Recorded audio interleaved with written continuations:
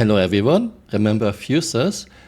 We had so many threads on Right in the Spectrum telling CRG that fuses are a bad idea, and in many ships fuses are out in the open.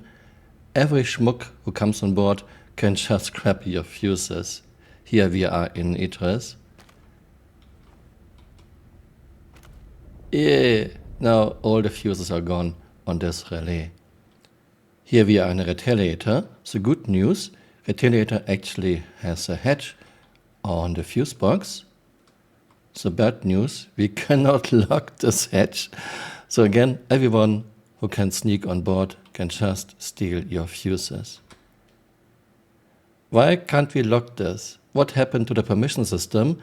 You're talking about for more than 10 years by now, CRG. Even Chris said he wants this, he wants a permission system. Still nothing.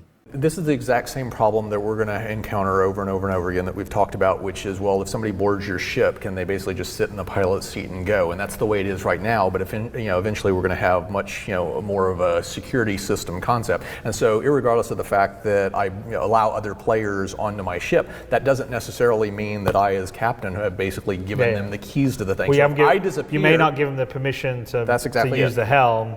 They may have the permission to walk all around or use turrets or whatever, but and so they may not have the keys to the ignition. Yeah, I can see the captain, the owner of the ship, basically designating who can do what. In other words, if I'm disconnected, then my navigator, whether it's an NPC or a player, can basically assume control of piloting the craft. But I, in advance, basically said how I want the ship to, how I want the crew of the ship to be able to respond in this particular scenario.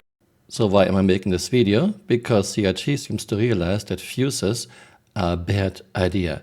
After they spent so much time and money to put fuse boxes into medium and large ships that have the gold standards.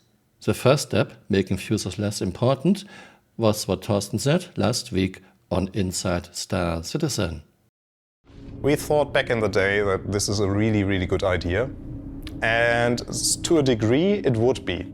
But with chips where some relays are placed in a very accessible position for getting shot at some point there will be the expert players that will just target those and you will be rendered useless within a blink of an eye, which disagrees with the statement of we have to bump up the TTK here.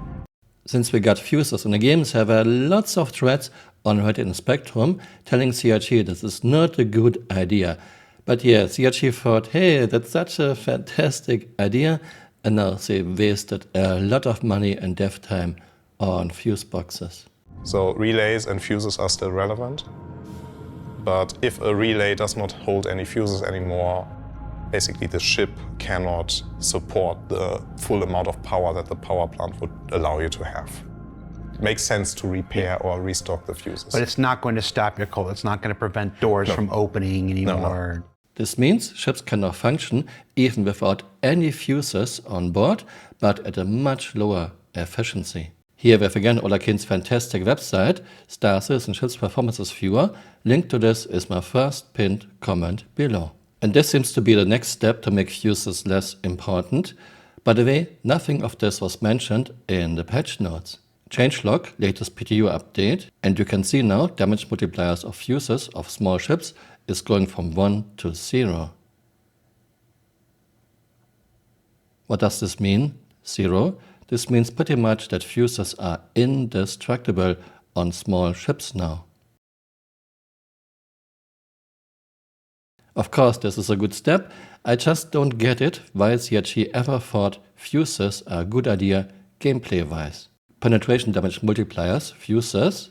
You can see that all ground vehicles have a multiplier of 2.73. This means ground vehicles have fuses that take 2.73 times damage. In my opinion, this is not a big deal because it's very hard to target ground vehicles. Unless you're using bombs, of course. In my tests, I was only able to target, for example, a Quakehead MTC at ranges below 200 meters. Before this patch, all ships had a damage multiplier of 1. This means their fuses took full damage. But now this changed. Now we have a lot of ships that don't take any damage on their fuses. This is a damage multiplier. Let's say your ship receives 100 damage. Fuses are in the cone. your fuse now receives 100 times 0, 0 damage. And you can see ships with a fuse damage multiplier of 0 are for the most part small ships. My guess is CRT has realized that fuses are a terrible idea gameplay-wise. Let's make it so that small ships at least have indestructible fuses. But this wouldn't be CRT if there wouldn't be inconsistencies. For example, Crackhead Shiv, not exactly a very small ship, it's practically a cutlass. Yes, not the biggest ship around, but she has an interior. While Avenger, small ship, still takes full damage to fuses. Same for Pisces. F7E Hornets, F7C Hornets. So I don't know if those are just some oversights, some errors. Yeah, but it's getting interesting. CRT should accept they made a mistake with fuses, own their mistake, remove fuses from all ships. Done. We don't need the crappy fuses gameplay, no. Star Citizen has more than enough time sinks already. Thanks for watching and see you next time. Bye. Auf Wiedersehen. And touchdown after a 5,000 meter fall onto a 1G planet. And look at this. It's rotating like crazy. It doesn't stop spinning. Come on, stop spinning. Year 12, $650 million. Well spent, Chris.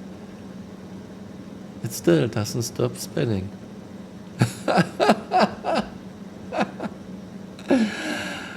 This game.